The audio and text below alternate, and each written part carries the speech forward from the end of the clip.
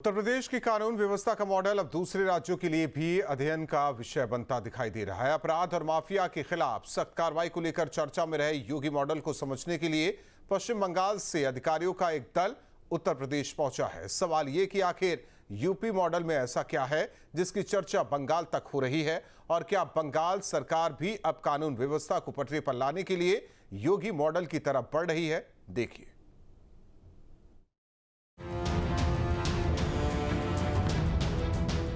गुंडे बदमाशों पर होगा सीधा वार, योगी मॉडल अपनाएंगे शुभेंदु सरकार। बंगाल पुलिस करेगी क्विक रिस्पॉन्स, अपराधियों को नहीं मिलेगा चांस। योगी मॉडल पर बंगाल की नजर, बंगाल से यूपी पहुंचा अधिकारियों का दल। यूपी में कानून व्यवस्था को लेकर पिछले कुछ सालों में हुए बदलाव की चर्चा अक्सर राजनीतिक और प्रशासनिक मंचों पर होती रही है। योगी आदित्यनाथ सरकार ने सत्ता संभालने के बाद अपराध और माफिया के खिलाफ जीरो टॉलरेंस की नीति अपनाने का काम किया। इसी मॉडल को समझने के लिए पश्चिम बंगाल से अधिकारियों का एक प्रतिनिधि मंडल लखनऊ पहुंचा है। सवाल है कि यूपी मॉडल की चर्चा क्यों? 2017 से पहले उत्तर प्रदेश में अपराध, माफिया और सांप्रदायिक तनाव को लेकर अक्सर सवाल उठते थे। योगी सरकार ने संगठित अपराध के खिलाफ विशेष अभियान चलाए, माफियाओं की अवैध संपत्तियों पर कार्रवाई, गैंगस्टर एक्ट के तहत मुकदमे और पुलिस की सक्रियता को सरकार अपनी बड़ी उपलब्धियों के तौर पर पेश करती रही है। यही वजह है कि यूपी का कानून व्यवस्था का मॉडल राष्ट्रीय बहस का हिस्सा बन गया। यूपी मॉडल की बात करें तो अपराधियों पर जीरो टॉलरेंस की नीति, माफिया नेटवर्क पर कार्रवाई, अवैध संपत्तियों पर बुलडोजर एक्शन, तकनीकी आधारित पुलिसिंग और कानून व्यवस्था की नियमित समीक्षा शामिल है। यूपी पुलिस ने तकनीकी आधारित निगरानी, इंटीग्रेटेड कंट्रोल सिस्टम और अपराधियों के डाटा प्रबंधन पर भी जोर दिया।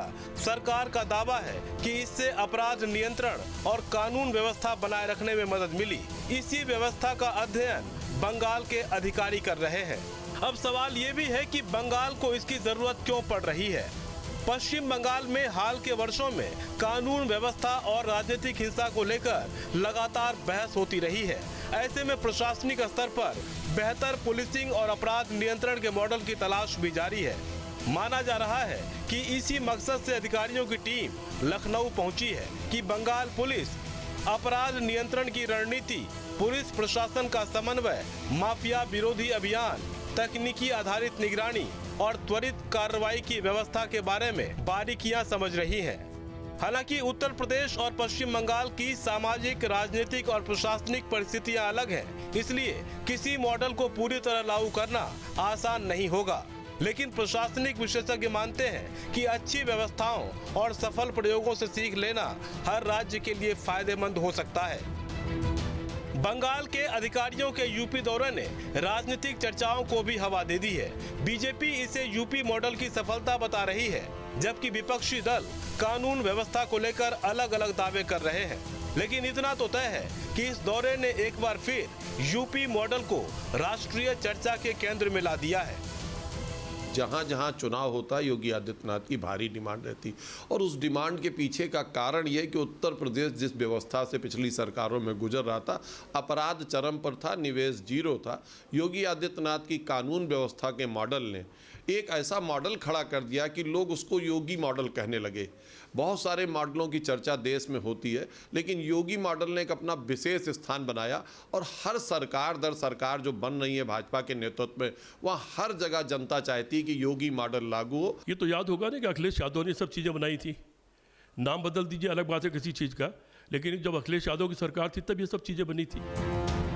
उत्तर प्रदेश की कानून व्यवस्था को लेकर अलग अलग राजनीतिक राय हो सकती है, लेकिन ये भी सच है कि आज उसका मॉडल दूसरे राज्यों की दिलचस्पी का विषय बन गया है। पश्चिम बंगाल के अधिकारियों का यूपी दौरा इसी बदलते परिदृश्य का संकेत माना जा रहा है।